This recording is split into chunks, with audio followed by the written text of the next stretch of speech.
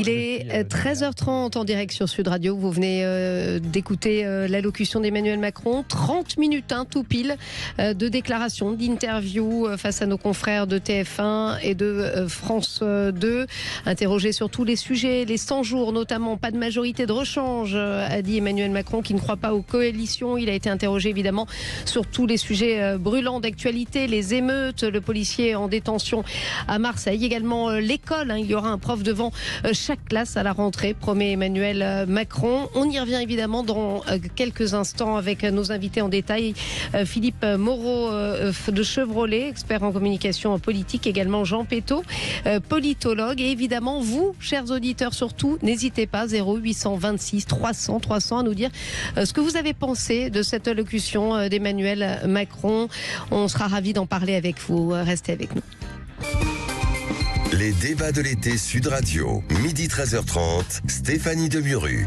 Il est 13h33, soyez les bienvenus en direct sur Sud Radio. Vous avez pu suivre en direct l'allocution d'Emmanuel Macron, l'interview plus précisément interrogée par les confrères de TF1 et France 2 au journal de 13h depuis Nouméa. Une longue interview, donc 30 minutes, au cours de laquelle les grands sujets d'actualité ont été abordés. Nous les débriefons maintenant avec Philippe Moreau-Chevrolet, expert en communication politique, et Jean Pétot, également politologue. Vous êtes évidemment les bienvenus sur la ligne, comme vous le savez, de Sud Radio, toujours ouverte pour vous, 826 300 300. Manu vous accueillera au standard. On va commencer par vous, Jean Pétot, politologue. Bonjour, merci d'être avec nous. Bonjour, bonjour. Alors, c'est un petit peu difficile de vous demander qu'est-ce que vous avez retenu de cette allocution d'Emmanuel Macron. On va aller un petit peu dans le détail tout au long de cette demi-heure. Mais voilà, tout d'abord, votre sentiment global sur cette intervention qui était assez longue. Je pense, je qualifierais de bonne prestation. Alors l'expert en communication politique en dira beaucoup plus que moi, je pense. Des dernières interventions télévisées ou public d'Emmanuel Macron, c'est peut-être une des plus travaillées, si je puis dire, en tous les cas, avec une prétention et une volonté d'embrasser la totalité des sujets. Et j'allais dire, on n'avait plus forcément cette habitude, sans véritable phrase de provocation, sans propos provocateur, comme on a pu en entendre parfois dans sa bouche à la faveur d'interviews en particulier. Premier élément. Puis deuxième élément, il y a 5 mots que je retiendrai, qui sont d'ailleurs ceux qui ont été prononcés par Emmanuel Macron lui-même, preuve que son message me semble plutôt bien passé. C'est confiance, continuité, efficacité. Ça, c'était à propos du renouvellement d'Elisabeth Borne à Matignon. Et puis la fin de son propos, indépendance et justice, sur lesquels il a à nouveau insisté, d'ailleurs en faisant en quelque sorte de la Nouvelle-Calédonie une sorte de déplacement métonymique, où parlant d'une partie, on veut parler du tout. Voilà. Donc plutôt apaisant. Vous l'avez trouvé concret, Emmanuel Macron, parce que c'est vrai qu'il y a eu plusieurs idées, plusieurs propositions, notamment sur l'école, mais parfois c'est vrai que ça manquait peut-être de concret selon vous ? L'exercice ne permet peut-être pas d'entrer dans des détails, et puis d'une certaine façon, encore une fois, le président, comme on dit, préside et le gouvernement gouverne, donc d'une certaine manière, l'intendance, la réalisation, c'est au niveau du gouvernement. Il a évoqué un certain nombre de dossiers concrets. Non, ce qui paraissait peut-être un petit peu plus surprenant, c'est qu'on avait l'impression que c'était aussi un discours programmatique. Je ne sais pas ce qu'en pense M. Moreau-Chevrolet, mais au sens où on évoque des chantiers qui allaient s'ouvrir encore dans les mois à venir. C'est comme si quelque part son quinquennat, l'impression que j'ai, démarrait maintenant. Voilà. Oui, alors que c'est le deuxième, effectivement, que ça fait un an qu'il a été réélu. Merci Jean Pétot, restez avec nous. Surtout, on va rentrer dans les détails dans quelques instants avec vous, mais on va demander à Philippe Moreau-Chevrolet, expert en communication politique, lui aussi, sa première impression. Bonjour Philippe Moreau-Chevrolet. Bonjour. Alors, vous l'avez trouvé comment, Emmanuel Macron ? Une allocution d'une demi-heure, interrogé sur tous les sujets d'actualité. Votre première impression ? Alors, comme vous l'avez dit, c'est une allocution, donc c'était plus une intervention qu'une interview. On n'avait pas le sentiment qu'il répondait vraiment à des questions, on avait plutôt le sentiment qu'il était là pour délivrer des messages. La distance n'a pas forcément aidé. On rappelle qu'il est à Nouméa, 26 heures d'avion, sauf erreur de ma part. Et un gros décalage horaire, je pense. Donc c'est pas, non, il s'était pas réuni en fait pour avoir une conversation franche et à bâton rompu avec le président. C'était pas l'objet véritablement non plus. Après, il est resté assez droit dans ses bottes. Je pense que c'est la bonne expression. Il n'a pas cédé un iota de terrain à ses adversaires. Et il est en gros resté sur ses analyses qu'on a vues immédiatement, qu'on a entendues immédiatement après les émeutes. C'est essentiellement la responsabilité des parents, des réseaux sociaux il n'y a pas de remise en cause véritablement du reste de la politique. On parle de continuité essentiellement. Il y a une notion effectivement nouvelle qu'il a introduite depuis quelques jours. On ne sait pas très bien ce que ça recouvre, qui est la notion d'indépendance. Et puis on ne sait pas ce que ça veut dire. Il a parlé d'indépendance énergétique, d'indépendance économique. On ne sait pas exactement ce que ça veut dire parce que... Vous voulez dire concrètement ? Oui, voilà, parce que la France fait partie de l'Europe évidemment, et c'est son axe fort à Emmanuel Macron, donc on ne va pas remettre ça en cause évidemment. On fait partie de l'OTAN, c'est vraiment moins le moment de remettre en cause ça que ça n'a jamais été. Donc on ne va pas non plus remettre en cause une alliance atlantique qui en l'occurrence est devenue indispensable. Donc il y a véritablement pas vraiment de... Il n'y a pas vraiment de contenu à cette proposition, mais enfin, elle est là, elle est sur la table, et c'est intéressant de voir qu'il l'utilise. Et puis le dernier point dans son intervention qui était remarquable, c'était sur la polémique du jour, qui est un peu plus qu'une polémique du jour sur la police. On sait que le directeur général de la police nationale a demandé un statut d'exception, une sorte d'impunité pour la police nationale, pour les policiers en tout cas, une exemption de prison en cas de mise en cause dans le cadre de leur fonction, ce qui serait évidemment complètement dérogatoire au droit commun et ce qui serait inédit dans un régime de droit comme le nôtre. Le président n'a pas véritablement répondu. Il a désavoué un peu, mais pas trop non plus. Donc on ne sait pas bien ce qu'il en pense, ce qui est préoccupant parce que dans les mêmes situations et face au même type de demande, et François Mitterrand et Jacques Chirac avaient été de leur côté extrêmement fermes. Mais c'est vrai qu'il a fait du en le même temps, si j'ose dire. Complètement. Effectivement, Jean Petot, sur ce sujet brûlant d'actualité, on le voit, ça réagit depuis ce matin après les propos du directeur général de la police, qui disait, en gros, un policier n'a rien à faire en prison tant qu'il n'est pas jugé. C'est vrai qu'on attendait une réponse de l'exécutif sur ce point. La réponse a été, pour le moins, un petit peu ambiguë. Nul en République n'est au-dessus des lois. En même temps, voilà, il soutient la police, mais il parle de présomption d'innocence, mais rappelle que personne n'est au-dessus des lois. Vous avez été un petit peu frustré par cette partie. Il aurait dû justement être plus clair, Emmanuel Macron, sur ce point. Oui, je trouve qu'il a quand même été assez net, en particulier quand même en rappelant à deux reprises, vous venez de le dire, la République nous n'est au-dessus des lois, donc il y a bien là un principe. Par ailleurs, on sent aussi qu'il veut incarner, qu'il a voulu incarner l'ordre. Il a quand même rappelé à trois reprises, cité à trois reprises le mot ordre, c'est quand même assez rare. En termes de rhétorique, si je puis dire, politique.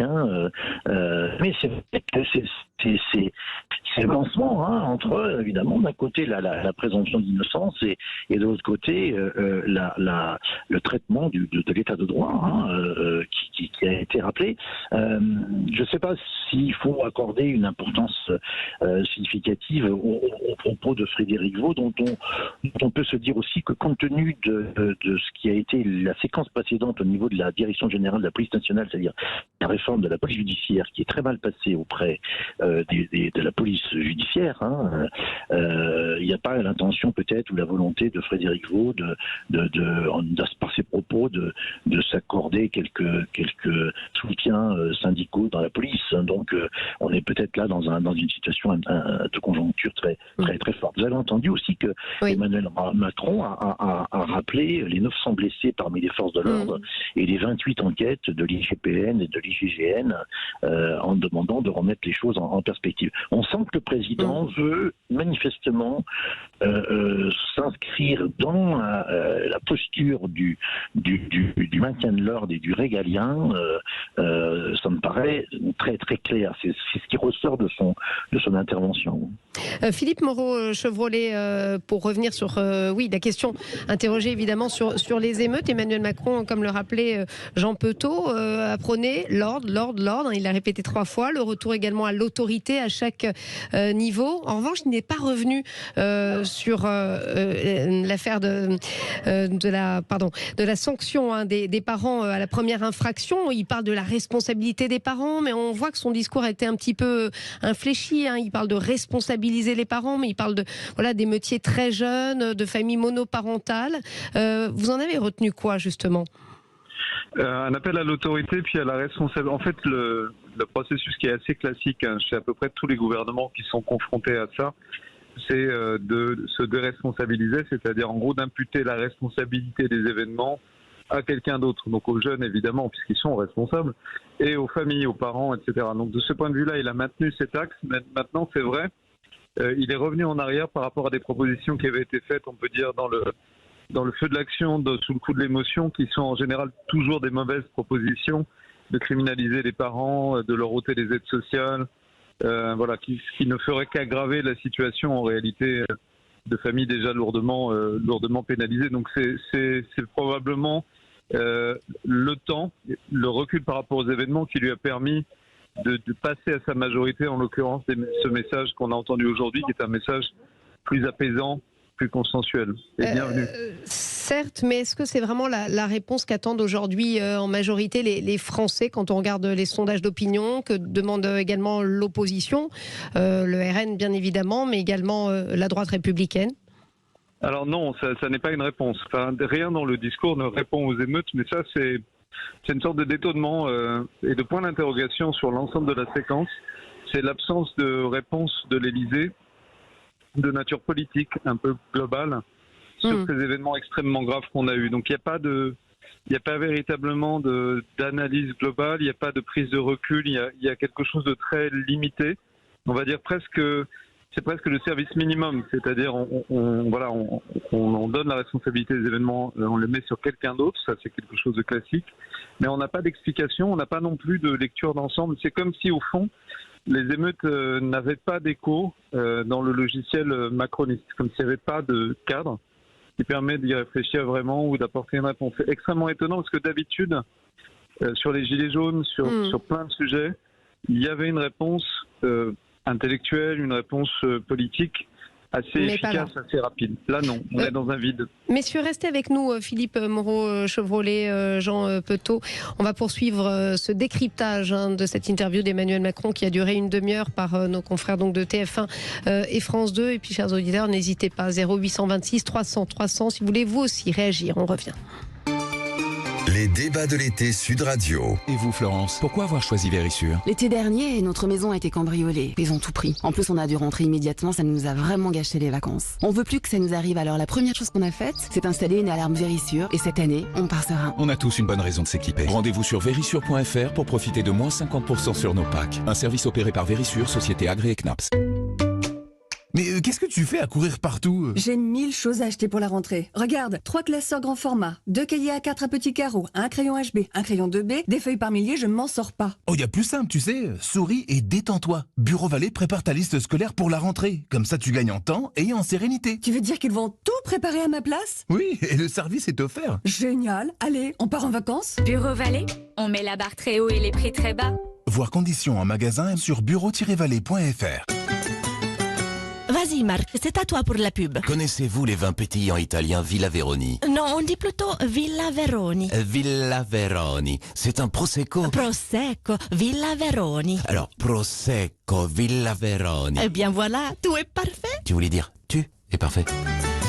Fine bulle et généreuse antipasti, avec Villa Veroni, vos apéritifs prennent un savoureux accent italien. Bravo. Villa Veroni, bulla all'italienne. Pour votre santé, attention à l'abus d'alcool. Tu sais qu'on peut recevoir une prime juste en covoiturant? Quoi? Mais non. Mais si, je t'assure, 100 € de prime covoiturage.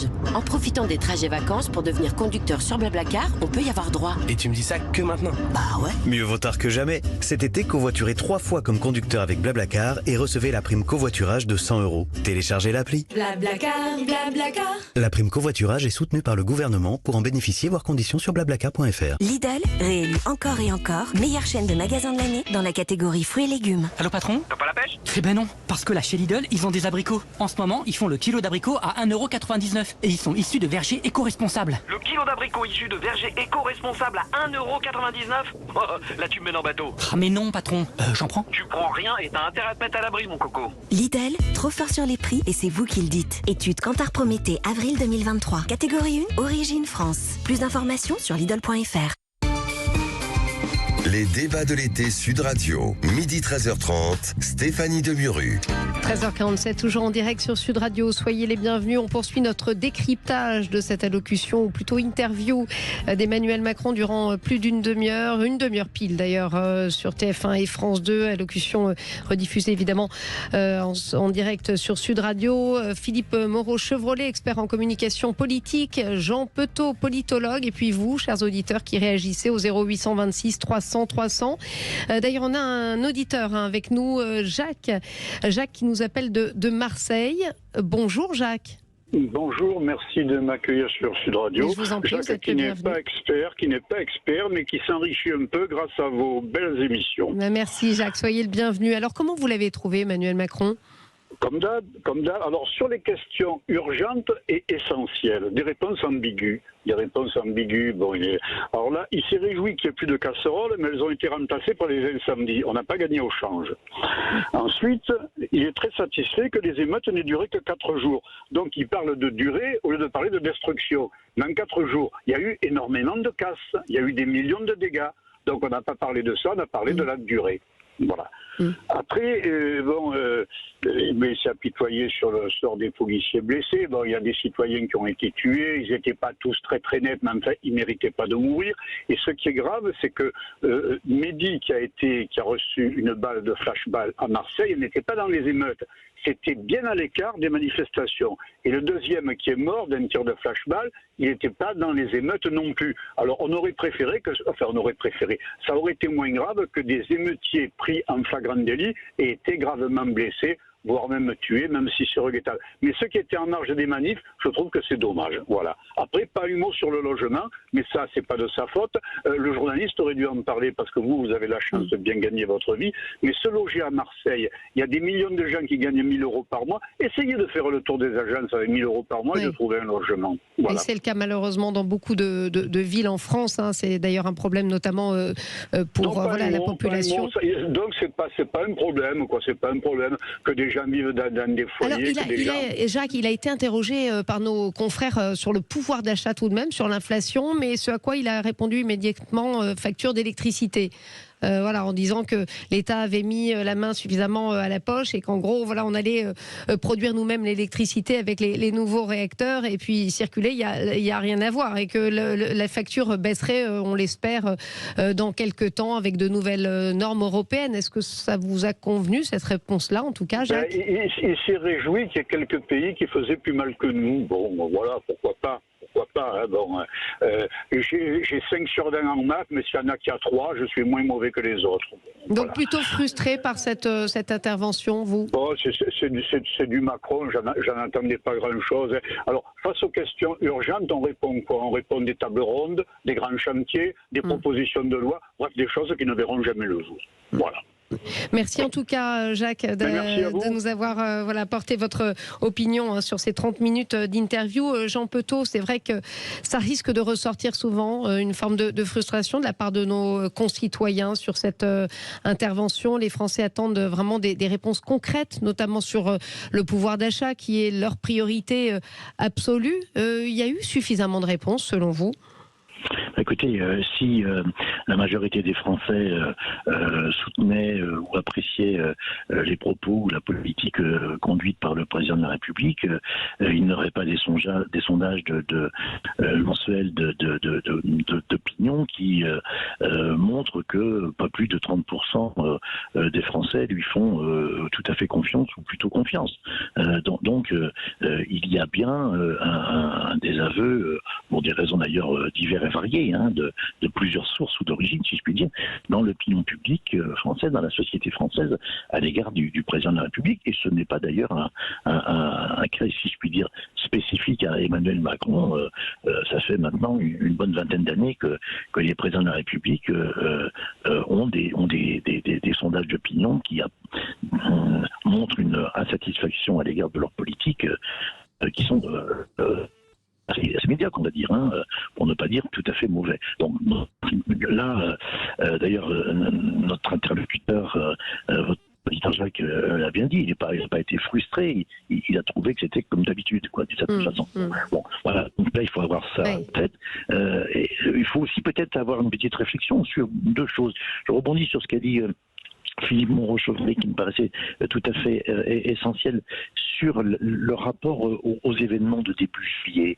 Ce que je trouve intéressant dans ce qui s'est passé dans les émeutes, c'est que le diagnostic, effectivement, n'est pas fait. Alors, il n'est pas fait, ou en tous les cas, s'il est fait, il ne semble pas pouvoir être formulé. C'est comme si les derniers événements relevaient de ce qu'on appelle un peu le proto-politique, c'est-à-dire quelque chose qui n'est pas avec des signaux qui ne sont pas décryptables par les logiciels du politique actuel et qui interrogent sur est-ce qu'on a affaire là à un mouvement de fond qui touche une partie de la jeunesse, quel est le message, quel est le contenu, etc. On voit bien que les acteurs politiques, les décideurs, l'exécutif en particulier, ont de grandes difficultés à comprendre, à interpréter, à traduire en actes et en décisions politiques ce qui s'est passé en termes de réponse. Jean Peton, justement, je vous propose, pardonnez-moi. Sur les conséquences que sur les causes. Oui, justement, je vous propose d'écouter le chef de l'État sur ce point, interrogé sur les émeutes. Voilà sa réponse. Cette violence qu'on a vue, qui a conduit à brûler des écoles, des mairies, des gymnases, des bibliothèques, puis qui est devenue une violence de pillage, elle est le fait au fond de certains de nos compatriotes qui sont extrêmement jeunes, qui étaient parfois manipulés par d'autres, parce qu'on a ensuite eu des choses plus organisées. La leçon que j'en tire, c'est l'ordre.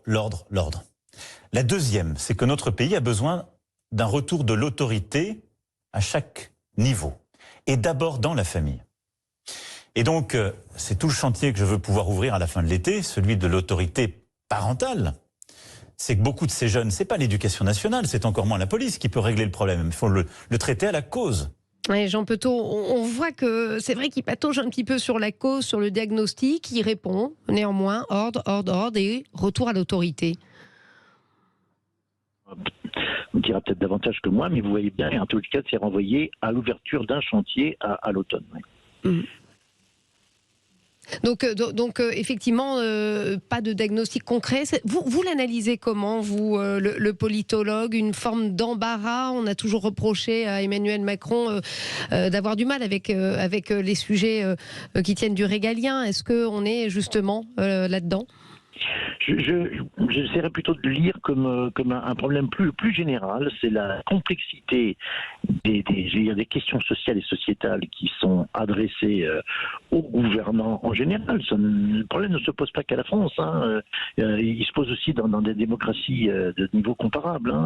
Et la difficulté à la fois de comprendre ce qui se passe, la complexité des problèmes fait qu'il faut avoir vraiment, comme on dit, une lecture multicritère des situations, et puis par la suite, une fois qu'il y a eu, si ce soit possible, une compréhension, une réponse et un traitement. Et c'est pour ça qu'on a souvent tendance à retrouver en quelque sorte une rhétorique ou des réflexes qui sont tout à fait classiques et qui semblent assez limités. Effectivement, vous avez vu, l'autorité, la responsabilité des familles, bon, tout ça, on est plutôt dans la rhétorique, quoi, effectivement.